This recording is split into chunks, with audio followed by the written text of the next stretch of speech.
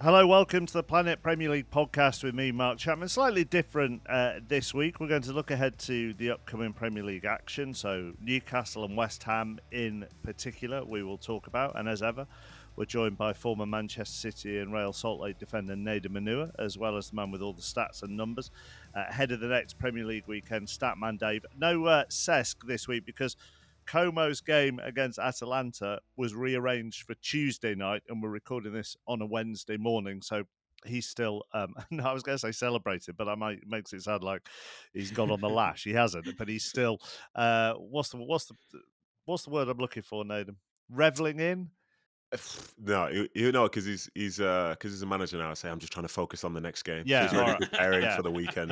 He's doing analysis of Como's 3-2 win against Atalanta and already looking ahead to the next game. So he'll be back with us next week. So delighted to say, former goalkeeper of the US men's national team and a Premier League record holder, 310 consecutive Premier League appearances.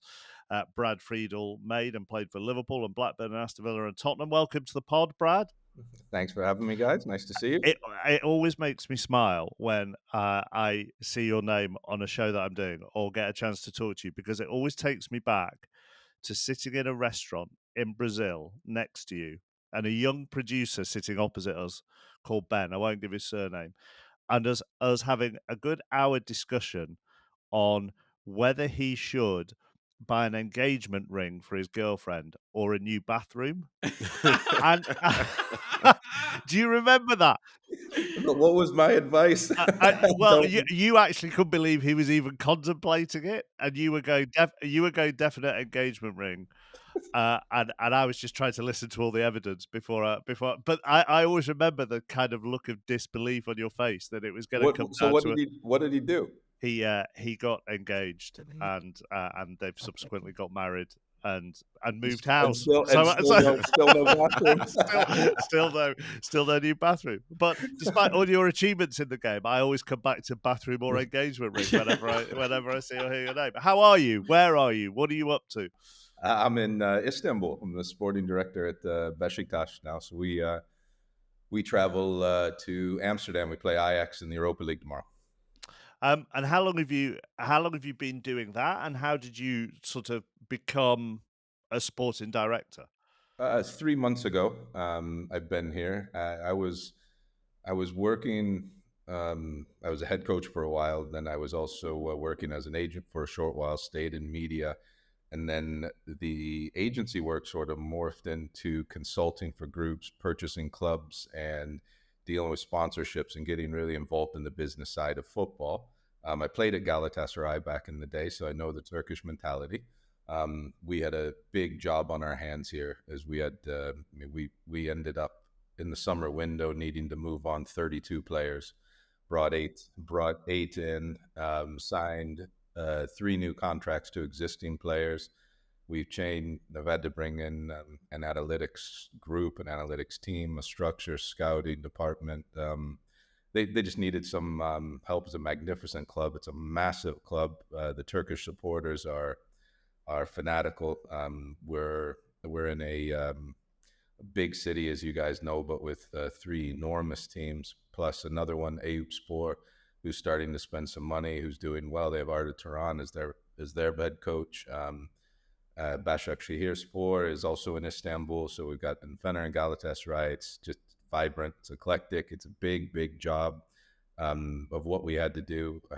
We hired Giovanni van Bronckhorst, and he's exceptionally good to work with, and a great staff that he's brought with him. And let's hope the Europa League starts well. I can already see, Nedum, I don't know if you can, somebody on this podcast sensing an opportunity here. Basically, Brad, whenever I have a manager on... Analytics Dave there. Analytics Dave is Yeah. chomping at the bit. David? No, I just wanted to ask a few questions on the recruitment strategy from this summer, Brad. Just looking Can I have a job? And looking at a number of the players that you've brought in. You're looking at, a Ciro Immobile, a Rafa, Gabriel Pelista, João Mario. That's all really good experience from Europe. Was that part of the strategy? Yeah, but we also brought in 19-year-old Sharon Dor, 23-year-old Emran Topçu, 22-year-old John Kellish. We have 17-year-old Mustafa Hekimolu, 18 and 19-year-old now Semi Kilichoy. Just look up. We have Arda Kilic, who's a young player as well. He's 19. Alex Oxlade-Chamberlain, of course, is Yeah. here. He's 31. We have Terzi, who's a young left back who's Turkish. So we wanted to make sure that we brought in experience, because we want to do well in all competitions in the Turkish Super League, in Europe, and in the Turkish Cup. So you have to have some experience. But we also brought in some. We also have Ernest Muji, he's 23. So it's a good mix of young and old, and we have, as you can imagine, a decent pipeline with 16 million people in Istanbul, being able to get academy players coming up. We needed a mix. So answer your question, yes, that was a strategy of experience and youth. Nedum, were you going to come in?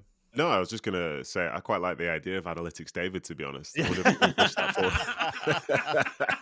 Scrap the brand, we'll start again. Yeah, don't mind it. That's his LinkedIn profile. Don't mind it at all. We'll come back to some other stuff with Brad over the course of the pod. But I'm just wondering, Nedum, over the last 72 hours or so, in your punditry life, but also in your day-to-day life in Manchester, how many times you have used the phrase dark arts?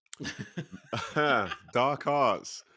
How many times have I used it? I've seen it been used a lot. I'm personally not using it. And in relation to the Man City Arsenal game, I understand where people are coming from, but that's like not been new with Arsenal over the last like couple of seasons as such. And to be honest, if I was a player that didn't have a lot of possession within a game, I'd be keen to do the same thing.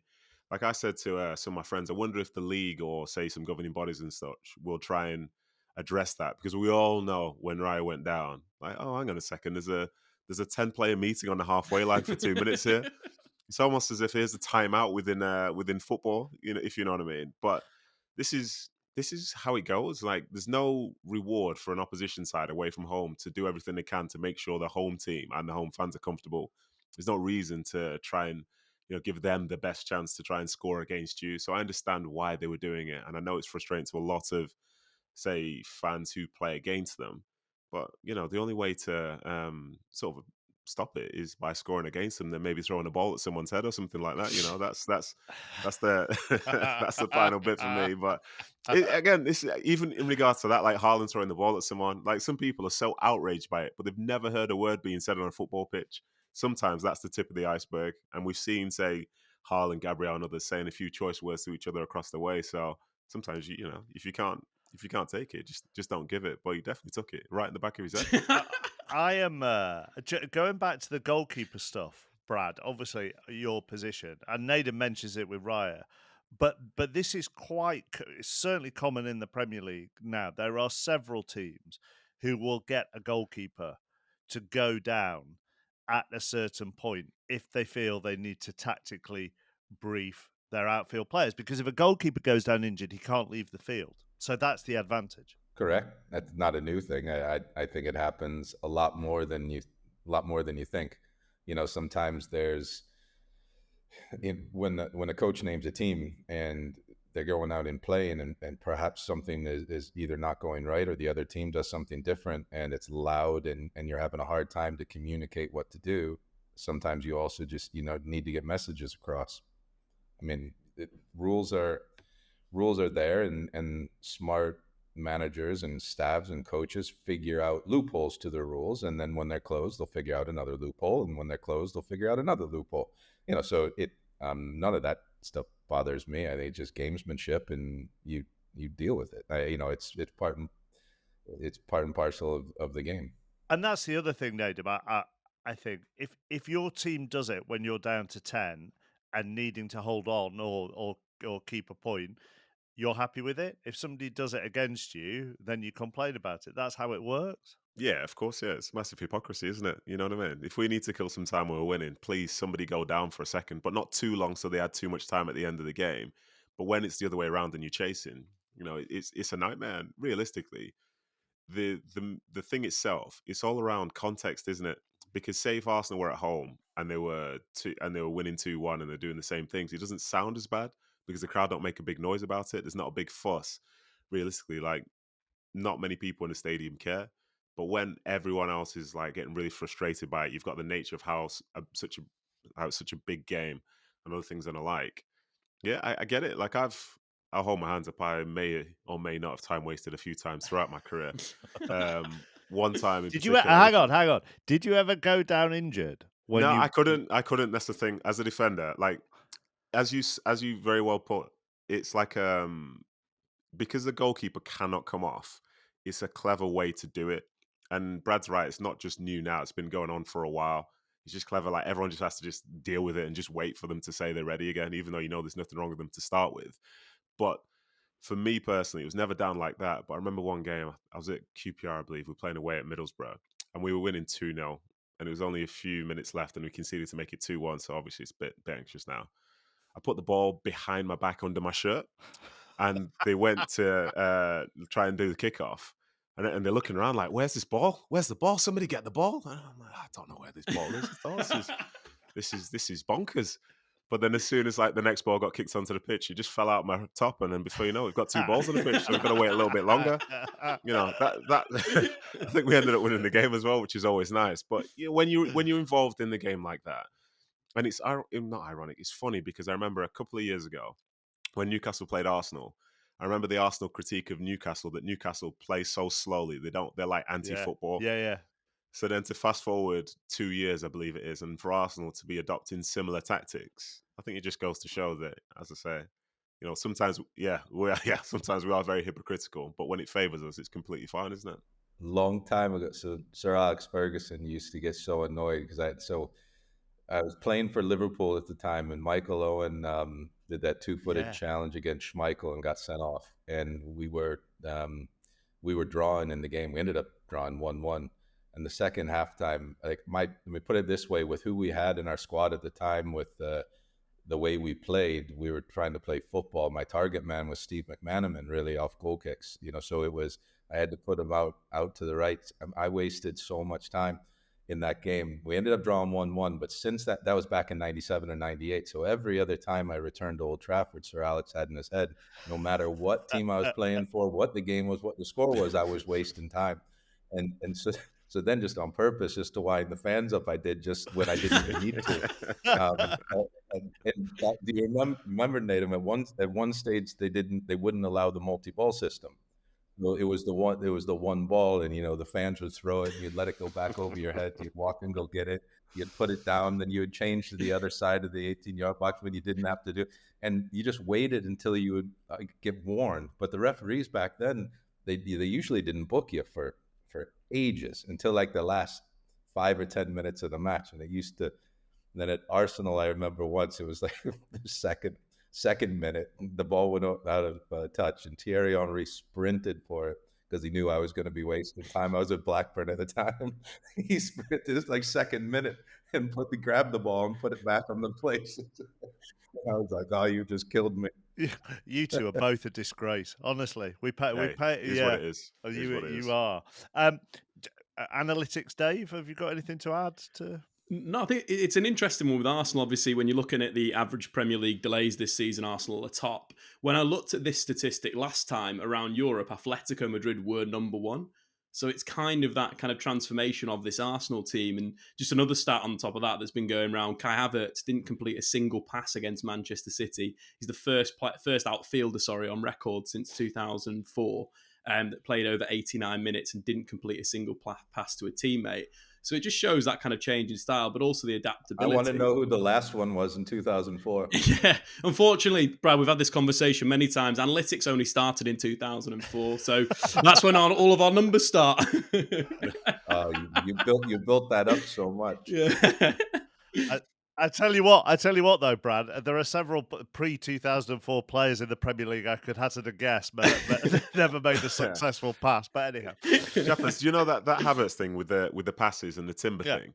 So I don't think many people would know that until they were shown the stats, because after the game, I did actually think Havertz and Timber played really well. So I think this kind of goes against that sort of like analytic Alex David fraternity who, will see a game but will also look for the numbers, because that makes it seem like those two had a bad game. But I think some of the work that they did were one of the reasons why Arsenal ended up coming away with something. And to be fair to Havertz and Timber, they were both winning a lot of duels, which maybe other players wouldn't have done alongside those passing stats, I'd say. Just a quick answer from a message we had on WhatsApp from Ben. And if you want to get in touch on WhatsApp, +44 330 678 1078. All the details are on the website, Planet Premier League at bbc.co.uk if you want to email us.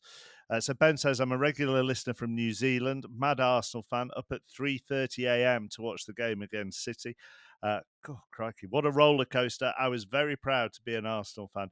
My question is, how do you think that late goal will affect Arteta and the team psychologically? Strange, isn't it, Brad? Because you start the day and you think, I don't know, maybe from an Arsenal perspective, get a point, that's a good result. Then you think 2-1 up at half time or going into half time, 3 points is great. But then you might think, oh, now we're down to 10. So if we get out of here with a point, that's great. But then you're in the 96th minute and thinking we're going to get 3 points. I mean, that is the roller coaster that Ben's talking about. I think before the game, they would have accepted a draw. After the game, the way that it went, I'm sure they were upset. But you saw at the end of the game how frustrated the Man City players were. The Man City players know that they're in for a battle this year. And I think Arteta has built a squad now that is far more mentally strong each and every year. Whether they can outlast the Man City team, I don't know. I mean, Man City and what Pep Guardiola does is so good every season. But you can tell with the frustration that it's getting closer. It's starting, become not just a good footballing rivalry, but it's starting to become a little bit tastier than that, yeah. which is good to see. You go back the Man United Arsenal games, in the late 90s, early 2000s, and they were really, really feisty, physical, contested affairs, with two great footballing clubs with two great managers, and that's what you have now with Arsenal and Man City, and you bring Liverpool into that as well. Nedum?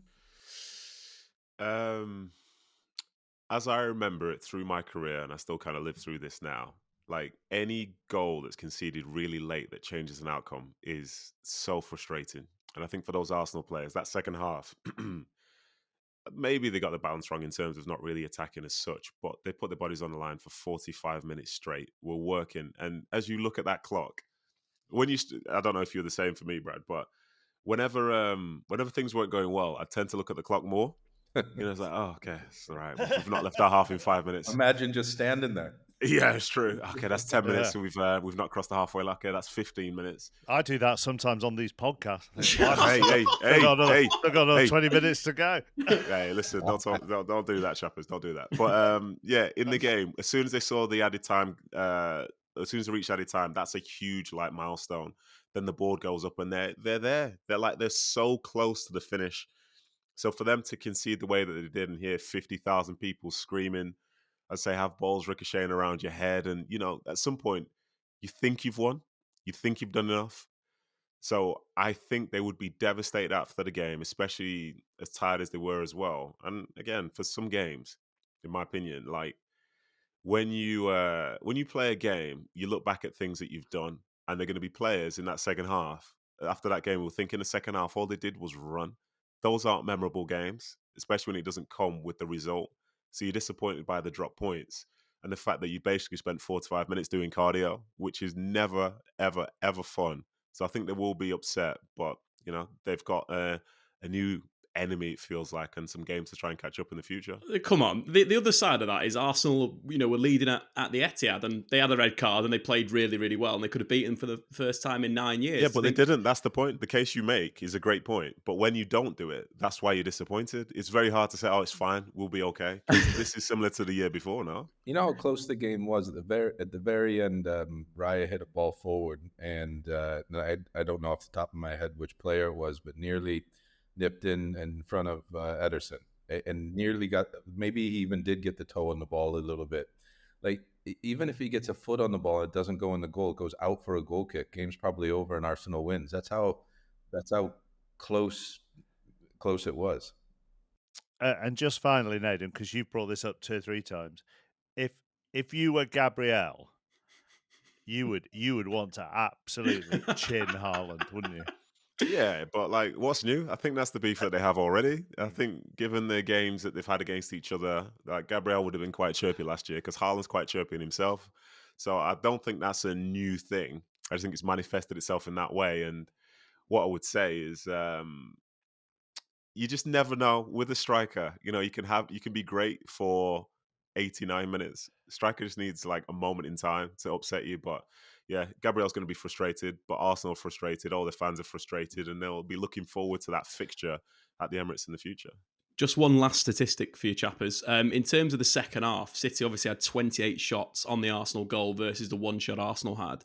But actually, if you look into the numbers, the expected goals per shot was really low at 0.05. That's versus their average of the season of 0.14. So the way that Arsenal defended was the spacing between the lines, the way that they stopped players that were dangerous players outside the box was absolutely fantastic. This analytics David guy, I can't deal with him, man. So obviously, Brad, as part of your job, you're looking at all the markets in the world when you and your departments are looking at players. Where are we at, particularly going into a men's World Cup in a couple of years, with US domestic players? You know, we have a lot of people who listen to us in America. Thierry Henry on CBS recently questioned the quality of American players in the MLS. Where do you think we're at? It's gone in waves. You know, like because there's different. Are the players technically better today? I would say yes. Do they have the drive of what we had back when we started? Probably not, because we didn't have a professional league then. What's happened now is, because the talent has gotten a little bit better, teams in Europe are investing because it is on the cheaper side of investment, but not every one of the players are playing regularly. So then you have that question: is it better to stay in MLS and play football, or is it better to go overseas and maybe be on the bench? And I don't have the answer to that, because it's going to be an individual situation for each player. But we have, the likes of Christian Pulisic are obviously playing all the time. But if we go clear down to the other side of the pitch, then we have, Matt Turner, who hasn't played, but Zach Steffen, who wasn't playing, is playing in Colorado, and they're doing well. So does Zach have a chance now? So anyway, it's a long-winded response of saying, I think the league started at the top with regards to trying to sign name players and going into American football stadiums and things like that. Then it trickled down to get in more of the infrastructure with stadiums and training grounds. Now I think the emphasis really needs to be on how they're developing the youth and how the players are coming into the league. On top of that, we're still fourth or fifth sport. There's a lot of athletes that go away. Now offensive linemen, defensive linemen are not going to be our football players, of course. That's Erling Haaland, isn't it, Brad? But he's a linebacker, definitely, or a tight end. Like the running backs, the wide receivers, they would have the physical build for a football player. You have a lot of baseball players, could be basketball players, depending on some of them I think are just too big to be football players. But there's a lot of young kids that they're born in areas that aspire to be in the NBA, not in the MLS. I get asked the question a lot: will we ever win a World Cup? I mean, I don't know. There's a lot of nations that haven't won a World Cup that are good footballing nations. So could we? I guess we could at some stage. Like, do we have the best players right now to do that? No. But do all the best players always win a World Cup? No. It's such a good answer, because there's so many elements there which I think have been spoken about, which most people wouldn't know. Yeah. Whether it's the geographical situation in terms of driving around, the fact that it's the fifth sport, for example. But even still, in saying the fifth sport, if you say the fifth sport, I think some people would assume then that MLS is the fifth most important version of the sport in America, but it's not. I think there are probably more eyes watching European or South American football in the US. and there's so much which they're fighting against. But where I would probably disagree with Thierry, which is like heartbreaking to say, by the way, absolutely heartbreaking to say, because that's one of my heroes, is I believe MLS has improved across the years. So as a consequence, I think some of the American players are part of that. And I agree with Brad that maybe they don't necessarily have the edge of, say, years gone by. But in terms of talent, there's potential there. And he's obviously mentioned the cost of them to come across into Europe, how it's cheaper. And that, that is an upside in some ways. But I think we're very quick at times to dismiss the MLS. But realistically, when people do, they're not really watching it. They're not watching. They don't know the ins and outs of, say, how Colorado are playing, who the key players are there, whether somebody at LAFC is doing really well, or more importantly, like, how's someone in Minnesota doing? Do you know? Chances are you probably don't, which is, it's fine. But then to dismiss it, I think misses the point. And as Brad said, there are so many other nations who haven't won a World Cup yet, who have talent. So there's potential, and I think this is the most interesting time, in my opinion, in my lifetime, when it comes down to US football, because with that World Cup appearing in 2 years, listen, these guys love to win. That's part of American culture. So I'd imagine they're going to do everything they can to give themselves the best opportunity to do so.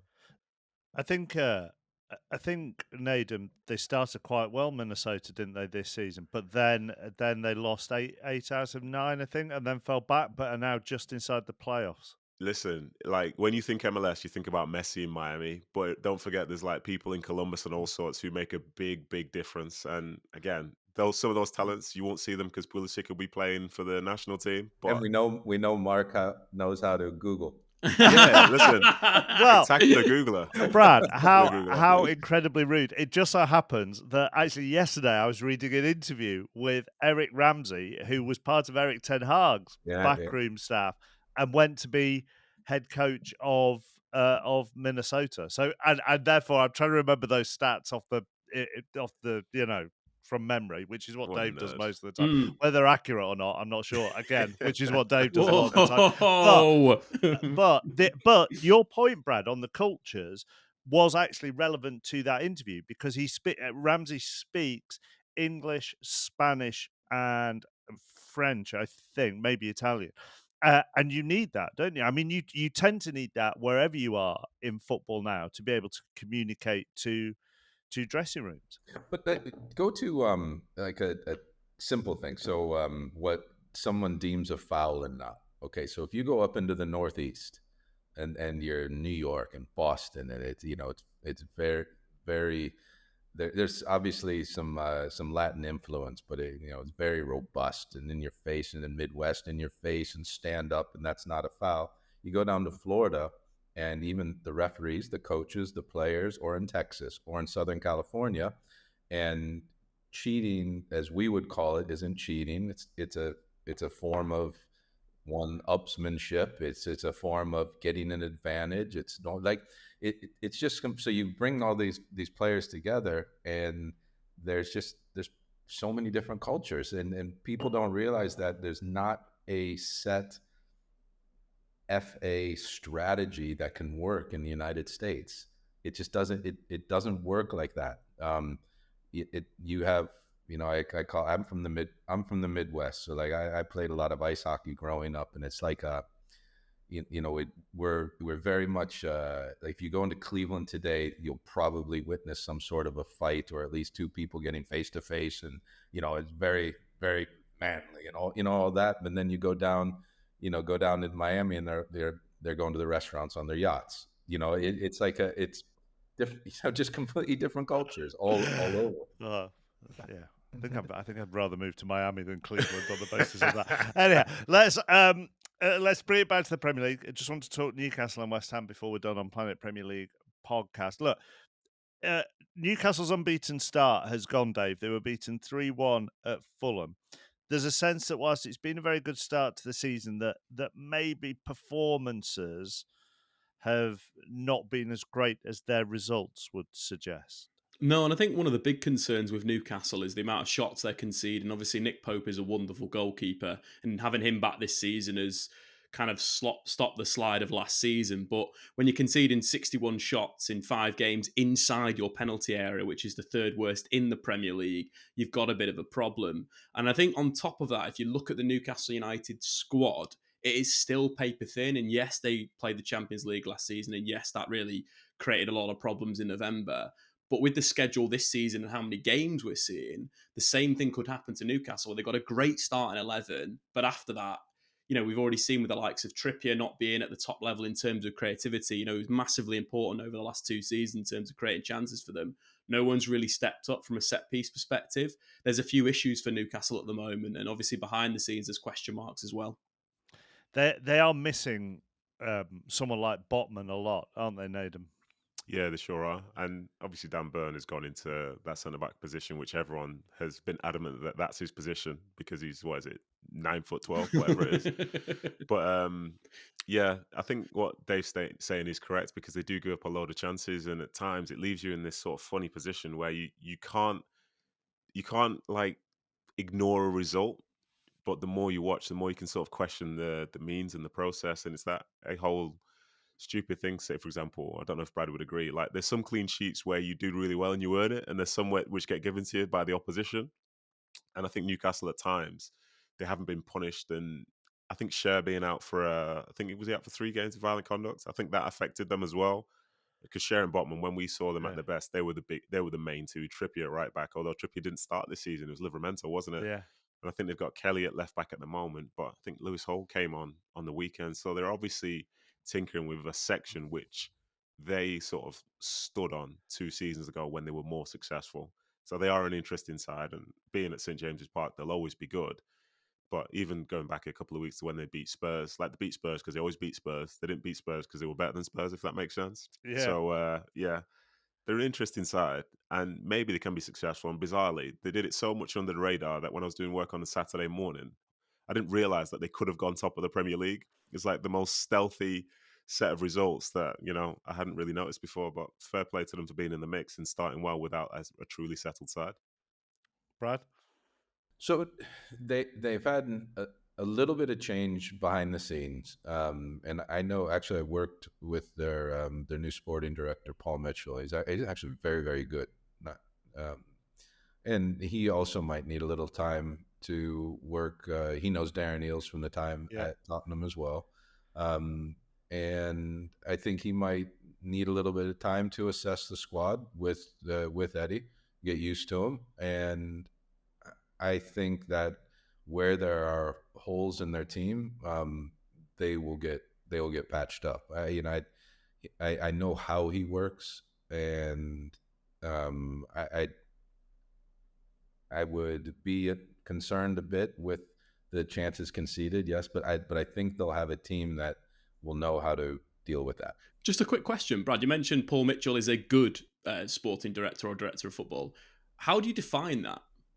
I think you define it with the ones that are able to set a plan with their head coach, work in conjunction with the head coach, and not work for their own plans. Because if you think about it, if you hire a head coach, you need to sign players that are going to work in that head coach's system, and also in the culture that's set up on and off the field. And if you want to maximize investment in the 2 ways, one by winning matches and the other by getting a return in the resale market, then you best be purchasing players that are going to be able to be on show with that manager. I think a lot of clubs try to purchase players that would be a club purchase, so to speak, and we're buying them because there's a Man United player, for instance.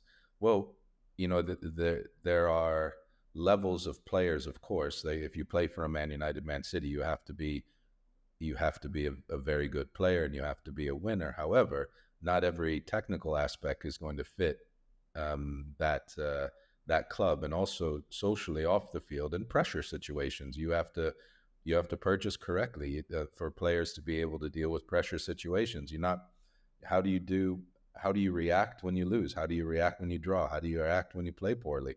Because these big clubs, they don't give you a lot of time to continuously miss chances. For instance, they'll go purchase another player. So I think the ones that can communicate the best and work directly with the head coach and also know how to communicate with board members and the people with money, those are the ones that are very good at their job. And I think Paul Mitchell's very good at both.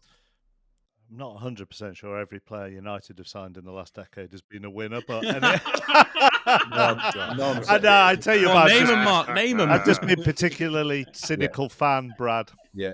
Well, I didn't mean I just used them as an example. I just I've heard over the years, when you go, it doesn't matter what country, that go into France and he's not a PSG player. Well, yes, yeah, okay, but you hire a head coach to coach players. If you're hiring, use probably one of the biggest examples. So Sam Allardyce. There's people who don't like his style of football. That's irrelevant to me. But Sam Allardyce needed a certain type of player for his system, and I'll tell you, Sam Allardyce teams were some of the hardest I ever played against. They were, and whether you liked it on the eye, enjoyed it on the eye, it's irrelevant to me. And Nedum, I think, would agree with me. They were hard games to win. And so I'll never be one of those that were saying that Sam Allardyce football is bad football, because it wasn't. It was really difficult to play against and really difficult to beat.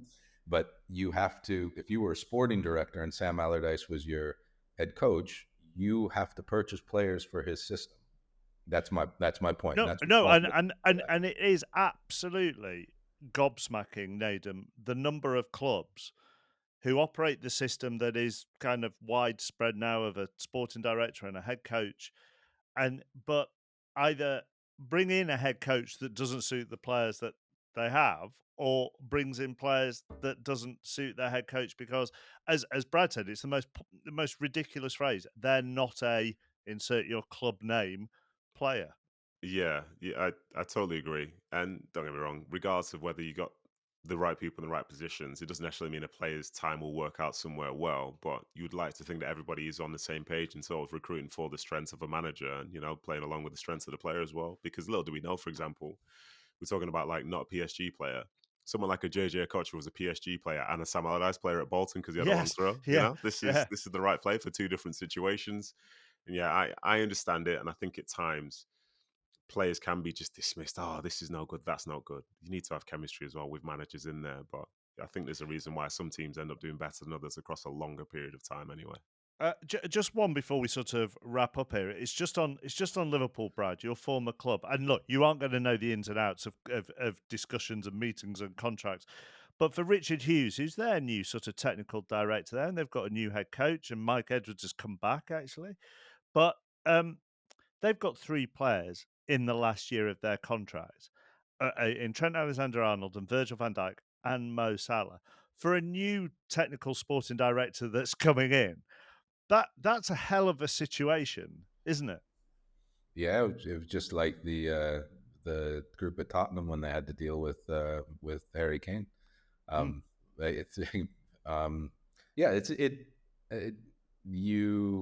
You never know until something's offered exactly what's going on behind closed doors. I don't know the contract status, of course, of those players. I think the three players you just named off aren't bad though. So if they want to come out here, they can.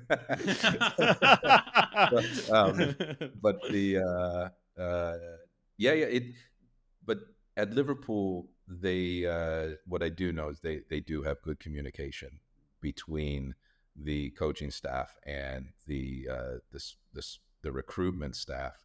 So I would imagine they will be able to find deals for the ones they want to stay, and they might not try for the ones they want to leave if that's the case. I don't know.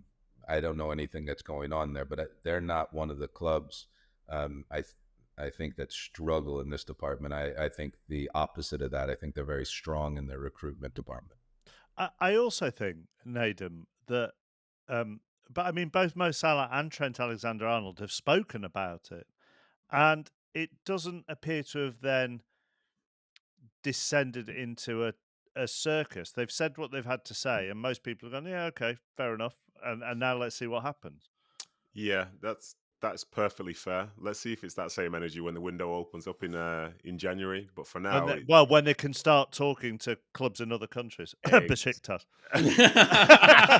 yeah, that's the one. Yeah, that's the one. Confirmed. Yeah, that's right. I think that we're at that stage where they've offered us the information, but we could ask, or someone could ask the manager, ask the players every single day. Like the position doesn't change until it's like definitive either way.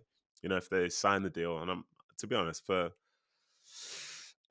going to say two of them, I expect them to sign a new deal before January. That's what I think. And it'll just be like, oh, business as usual. And then whoever that third is, they'll explain their reasons. And the fair thing about all three of them is they've been great servants for Liverpool. And if they were to leave, which I'm sure most fans wouldn't want from them, they'll be carried out of the place and thanked for, as I say, for their service. So they've handled it very well. Doesn't surprise me. But they're also handling it so well that I believe that they are in negotiations still.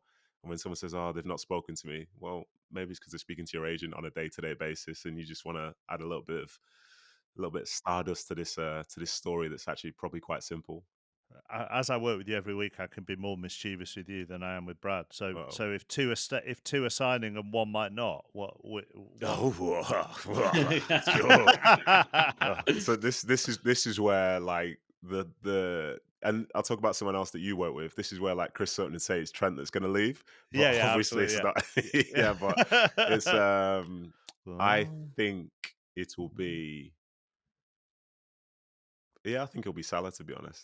I think it'll be him. He just seems like way too chilled out, if you know what I mean. Like he's probably making plans to do something else. But again, notoriously wrong. But yeah, I still think two of the three, and I think it goes in terms of people that might leave. I think it'll be Salah, Van Dijk, and then Trent. If somehow like the contract doesn't find his way to wherever he lives, and he's not got a pen in his house or something like that. But otherwise, he's totally signing. Right. So we'll make sure we have that clip ready Correct. to go. Correct. Every week really between now. Do you want to record it again so I can say like different name this time and different time, different name the next time, whichever one you want can go out. Yeah. And I'll record that I have officially absolutely no opinion on the Yeah. matter. So off for Europa League, Brad. Where are Besiktas this week? We're at Ajax. We fly today, play tomorrow, and then we have Kayserispor away on Monday night. Does Turkish football feel on the way? I mean, I don't know if it was ever on the way down. Certainly not domestically and within the country.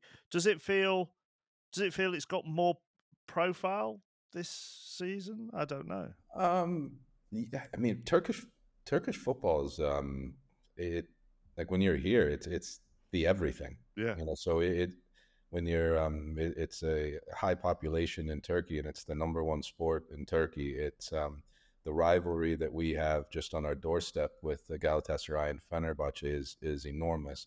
And without Başakşehir and Eyüpspor are now playing, we have 5 teams here. One of the richest men in the world owns Kashim Pasha, which is another Istanbul club. So that's a 6-1 of competitive nature right on our doorstep.